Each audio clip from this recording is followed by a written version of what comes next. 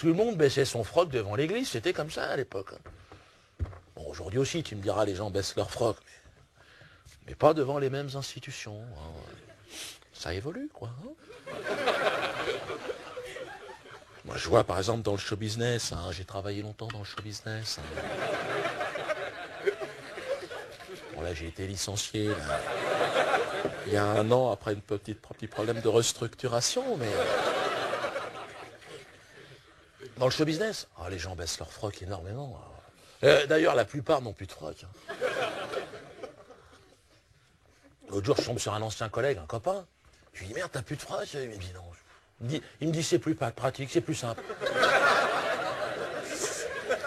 Un mec que j'ai connu avec son froc, il avait dit, jamais j'envoie mon froc. Mich a l'air depuis le mois de janvier. Non, je donnerai pas son nom. Parce que non, je suis pas une donneuse, je donne pas les noms.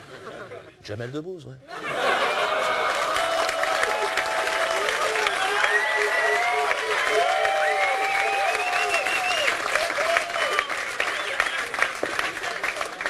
Mais c'est un copain au départ, mais même maintenant, mais c'est des problèmes, c'est des dommages collatéraux, je dirais.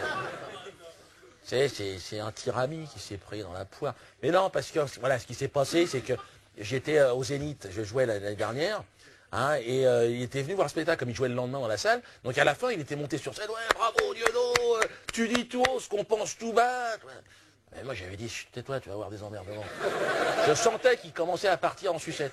Et non, mais l'autre, il s'est là, après il y a le public, ouais, je m'en fous, ouais. Tu crois que c'est marrant d'aller chez Drucker pour serrer la main d'Enrico Macias, c'est fini. J'étais pas sûr de sa chute, c'est clair. Ça n'a pas loupé, le lendemain matin, il a été convoqué chez Bernard, donc, Bernard-Henri Lévy, ouais. Le philosophe milliardaire. C'est plus ou moins la reine d'Angleterre du show business. Quand t'es convoqué chez Bernard, tu chimous pendant une semaine. Jamais il a été convoqué, il est monté là-haut, il a abjuré. Bamboula, je le connais pas. Il a essayé de sauver sa Ferrari, c'est marrant. C'est ça, c'est un genre de Galilée de banlieue, quoi, c'est ça. Non, mais attends, mais en même temps, c'est vrai, attends, ça décharge, ça fait peur, je veux dire. Quand t'as comment Bernard en plein... Ah non, quand t'es dans le collimateur de Bernard, accroche-toi Jeannot, parce que ça va souffler. L'autre, il est méchant, il est hostile. Tiens, avec tous ses problèmes, avec ses milliards, l'autre, il convoque la presse. Tiens, mets-toi là, ne bouge jamais. Puis il écrit ce qu'il veut dans la presse. Moi, il m'a pourri la gueule, c'est incroyable. Sans publicité ni promo médiatique, Dieudonné joue Mes excuses ce soir-là devant 5000 personnes au Zénith. À la fin du spectacle, 3 personnalités viennent apporter leur soutien. Daniel Prévost, Jamel Bourras et cet invité mystère. Je vous demande d'applaudir aussi un copain qui a eu la gentillesse de venir me voir. Je vous donnerai pas son nom parce que ça peut être dangereux pour lui. Ouais. Moi, je tiens à... Tu me touches pas. Je tiens à te dire que t'as quand même fait l'enculé. C'est le terme exact. T'as attendu que je fasse fausse gel pour ramener ton gros cul. Ouais, c'est vrai. T'as failli niquer ma carrière sur ce coup-là. Je tiens juste à me désolidariser ce soir de Dieudonné.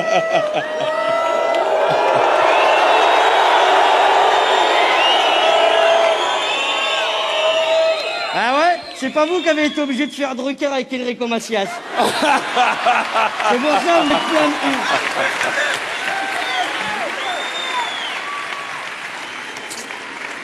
Merci Jamel. Il y aurait apparemment des gars du bâtard dans la salle. Je tenais à leur dire que j'ai rien à voir dans cette histoire, monsieur là. Ouais, je suis venu juste rigoler. C'est le meilleur d'entre nous. Il a les couilles de dire ce qu'on pense. Et sincèrement, continuez à le soutenir comme vous le faites. On en a besoin. Merci. Merci Jamel.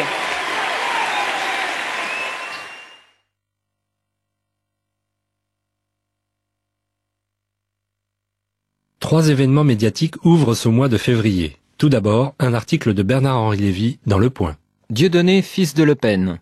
Jean-Marie Le Pen n'avait que des filles, et bizarrement ingrate par les temps qui courent. Eh bien voilà, c'est réparé, l'actualité bonne mère est en train de lui donner des fils. Enfin un, en tout cas, Dieudonné, dont le dernier show au Zénith il y a quelques semaines maintenant, n'a pu que combler d'aise le vieux chef du Front National. Pour mémoire, c'est ce même spectacle qui, quelques mois plus tôt, avait été jugé non raciste par le Mnebrit et le Congrès juif canadien à Montréal. Vient ensuite, à la rubrique antisémitisme, le retournement de Jamel Debbouze dans Le Figaro. J'ai compris depuis qu'on ne pouvait pas rire de tout, avec tout le monde. Puis le dîner annuel du CRIF, le Conseil représentatif des institutions juives de France, devant un parterre de ministres, dont le premier, à l'époque Jean-Pierre Raffarin, qui dans un discours d'une belle syntaxe, s'en prend, sans le nommer, à Dieudonné. Je condamne ici fermement ceux qui font du racisme un fonds de commerce, un fonds de salle pour certains artistes qui cherchent à faire applaudir la haine. Qu'ils sachent qu'en aucune façon leur notoriété ne les met pas hors la loi. Et enfin, le discours du président du CRIF, Roger Kuckerman, pointe quant à lui un antisémitisme français en pleine croissance, mais contient également quelques perles, comme celle-ci. Les sanctions seules, de toute façon, ne suffisent pas. Les enseignants ont la lourde tâche d'enseigner à nos enfants, en plus des programmes normaux, l'art de vivre ensemble, l'histoire des religions, de l'esclavage, de l'antisémitisme. Un travail de vérité s'impose aussi pour inscrire le sionisme, ce mouvement d'émancipation, dans les grandes épopées de l'histoire humaine, et non comme un fantasme repoussoir. Heureusement, quelques voix s'élèvent pour dénoncer ces dérives, comme dans Marianne, celle de Jean-François Kahn, non soupçonnable d'être un fan de Dieudonné. Le samedi 12 février se tenait à Paris le dîner annuel du CRIF. 800 personnes, 200 hautes personnalités de gauche et de droite, 16 ministres, oui, 16. Et alors on assista à cette scène inouïe. Le président du CRIF taillant en pièces la politique étrangère de la France, rendu responsable de l'antisémitisme, et les 16 ministres courbant honteusement leur tête vers leur assiette. Ce jour-là donc, un incroyable renfort fut apporté à l'immonde rhétorique de Dieudonné. Le CRIF fut érigé en représentant d'un lobby tellement puissant qu'il peut impunément humilier sans risque de retour à l'envoyeur 16 ministres de la République d'un coup. Et au sujet du président du CRIF, pourquoi a-t-on élu un imbécile à un poste aussi stratégique ?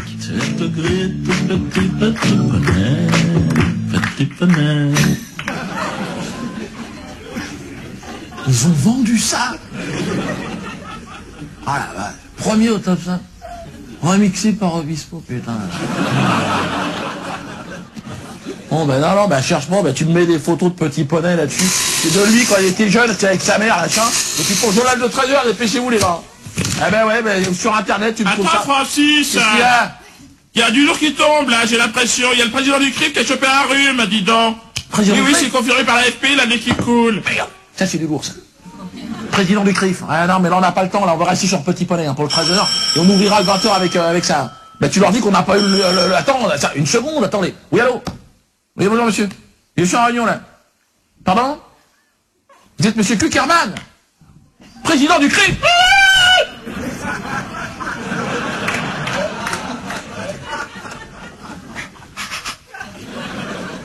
Oui, bonjour, votre sainteté. Oui, je viens d'avoir l'information, oui. Vous avez un rhume? Carabiné? Les gens pleurent, tu vois. Bien sûr qu'on va en parler immédiatement. On va faire un 52 minutes, vous inquiétez pas. On va ouvrir un téléthon, très bonne idée, très bonne idée. Tout à fait. Merci. Merci à toi, homme de lumière.